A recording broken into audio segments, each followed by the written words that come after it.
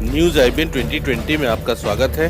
सच कभी छुपता नहीं, आईबीएन कभी रुकता नहीं। देश प्रदेश की ताजा तरीन खबरों से रूबरू होने के लिए आप जुड़े रहिए परवेज खान के साथ न्यूज आईबीएन 2020 पर।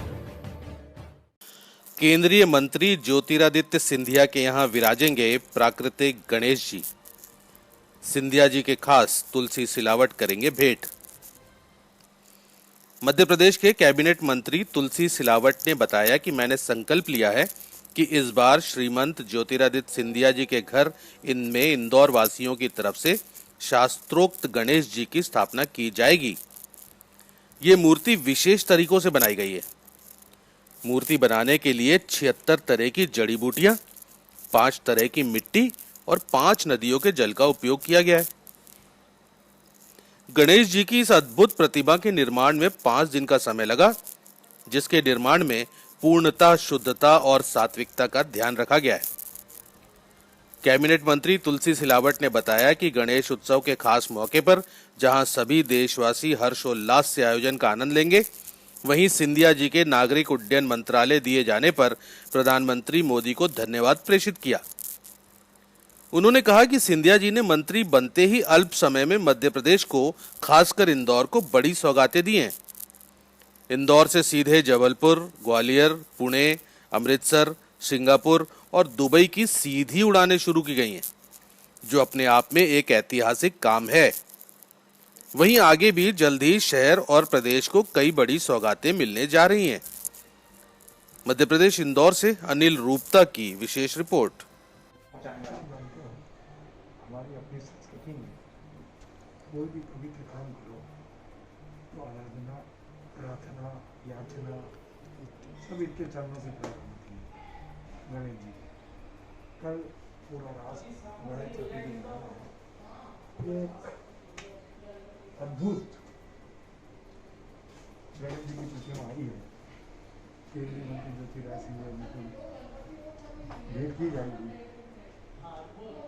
ये एक मेरा संकल्प है। इसी खास बात क्या है, किससे निर्मित है और क्या संदेश इससे प्रकृति का प्रकृति की जड़ी बूटियों से बनाई गई है ये प्रतिमा। इसका एक अलग से प्रभाव अद्भुत हमारी संस्कृति से, हमारी पर्यावरण से, हमारी जो औषधियाँ हैं पुरानी, उनको समावेश कर इसका निर्माण किया गया है। कोरोना काल में आपको एक ख्याल आया कि जड़ी बूटियों से निर्मित अगर भगवान गणेश विराजेंगे तो तमाम वायरस से तो लड़ ही रहे थे। बड़ी चुनौती, बड़ा संकट था, पर एक हमारे मित्र ने बना के हमें दी है, मुझे भी दी और केंद्रीय मंत्री ज्योतिरादित्य सिंधिया जी को देश के प्रधानमंत्री जी ने एक बड़ी जिम्मेदारी मोदी जी ने ज्योतिरादित्य सिंधिया जी को सौंपी।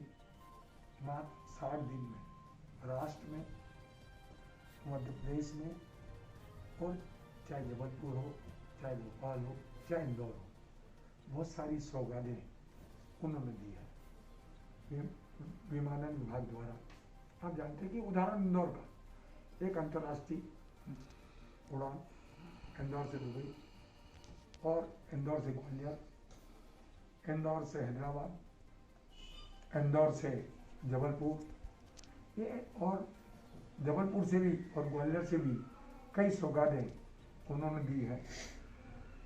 मैं इंदौर की तरफ से, जबलपुर की तरफ से और ग्वालियर के प्रभारी मंत्री होने के नाते मैं मध्य प्रदेश की जनता की ओर से उनको कोटि कोटि धन्यवाद देता हूँ कि जो देश के प्रधानमंत्री का संकल्प है विकास और प्रगति का, और उस संकल्प को आगे बढ़ाने का काम केंद्रीय मंत्री ज्योतिरादित्य सिंधिया जी का है। एक विकास में ये सौगातें, नई हवाई सेवाएं देकर ये विकास में नए आयाम लिखेगी। कोटि कोटि उनको धन्यवाद।